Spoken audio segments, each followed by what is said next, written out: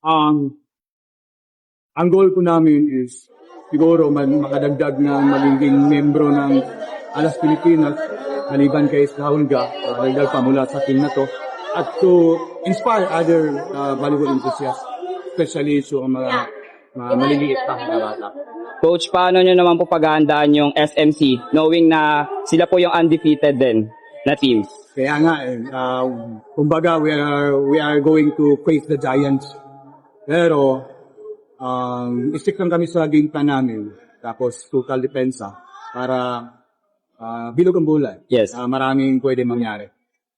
Message na lang, Coach, sa lahat po ng supporters, of course, ng Kibawe.